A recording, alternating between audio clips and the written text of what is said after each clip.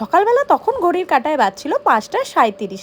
হঠাৎ করে ঘুম ভাঙলো লেংটুর ঘন্টার শব্দ শুনে। তো যাই হোক, আজকে আমাকে কিন্তু এমনিতেও সকালে উঠতে হতো, আর স্কন্ধকাটাকে সকাল সকাল দেখে তো আমি সত্যি সত্যি ভয় পেয়ে গেছি, ওইভাবেই ঘুমায়। হ্যালো সবাইকে, গুড মর্নিং। কি অবস্থা?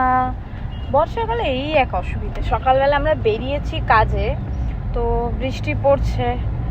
ও আজকে আমি যাব হচ্ছে টেলারিংয়ের দোকানে, তো ওখানে যাব, গিয়ে কিছু ব্লাউজ বানাতে দেব। আমার অনেক দিন থেকে জমে আছে, যেগুলো দেওয়া হচ্ছে না। দেখি এবারে কীরকম বানায়। আমি 10টা দোকান ঘুরে কথা বলে এসছি, আজকে একটা পার্টিকুলার ওই দোকানেই যাব। আর কারো যদি ভালো জানা থাকে টেলারিং শপ, তো আমাকে একটুখানি প্লিজ জানিও তো, নিয়ার নিউ টাউন।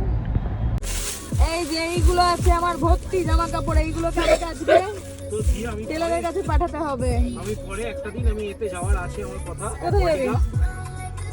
এটা হচ্ছে গাড়ির ডাস্টবিন। একদিন গাড়ির ট্যুর দেবো ভাবছি, বুঝলি ভাই, গাড়িতে বাড়ি বানিয়ে ফেলেছি না। এই যে এখানে ডাস্টবিন রেখেছি, এখানে হালকা খিদে টিদে পেলে চিড়ে ভাজা, ঝালমুড়ি, সামনে চকলেট ফকলেটও আছে, পিছনে জলের প্লেট আছে। তোকে দিয়ে আসতে হবে না, আমি চলে আসবো, তুই এমনি ঘুরতে আয়। যা কাজকর্ম ছিল সেগুলো আমি তাড়াতাড়ি করে মিটিয়ে নিলাম, মিটিয়ে চলে এলাম আমি সৌমিকের দোকানে। সেটা হচ্ছে কলেজ স্ট্রিট। এখানে কলেজ স্ট্রিটে আরেকটা কাজের জন্য ওয়েট করছিলাম, সেখানে বসে আমি চেক করছিলাম। হঠাৎ করে দেখলাম আমার ঘড়িটা, যেটা পরে বেরিয়েছি, খেয়ালই করিনি, এটা তো বন্ধ হয়ে গেছে।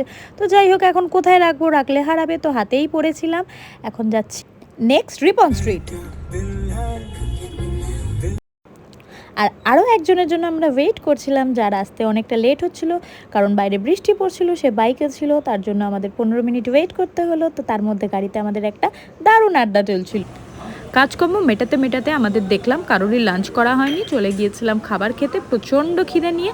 এখানে অর্ডার করেছিলাম মৌরলা মাছের চচ্চড়ি, সাথে ছিল চিতল মাছের মুইঠা, ভাজা, ডাল আর কিছু একটু সবজি। লাঞ্চ করে চলে এলাম আমার টেলারিংয়ের দোকানে। আমি এখন ওয়েট করছিলাম আমার টেলারের জন্য। ও এসে আমার সমস্ত কাজকর্মগুলো আমি বুঝিয়ে দেব। আমি অনেকগুলো শাড়ি এনেছি, সালোয়ার এনেছি, কিছু কুর্তি বানাতে দেব। তো এখানে ভাবছিলাম কি করব না করব। পিছন থেকে সৌমিকও এসেছিল, সৌমিক ওয়েট করছিল, ওরা আমার পিছনে লাগছিল। দীপানিতা এই, দীপানিতা ওই।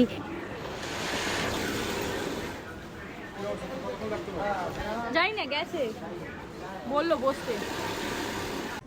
কলেজ স্ট্রিট থেকে এবার সোজা চলে এলাম অ্যাক্সিস মলে নিউ টাউনে, কারণ আমার এখানে নেওয়া ছিল আজকে নেলের অ্যাপয়েন্টমেন্ট। আজকে করব আমি নেল এক্সটেনশন, আর আজকে আমি করলাম হচ্ছে ক্যাটসাই। আর অলরেডি ঘড়িতে বেজে গেছে 8:30। এরপর সোজা চলে যাব আমি ঘরে, কারণ সারাটা দিন বাইরে। চলো এই ব্লগটা এখানেই শেষ করছি। আর নেলসটা কেমন লাগলো তোমাদের সবাইকে একটু জানিও। বাই বাই, টাটা, সবাই ভালো থেকো।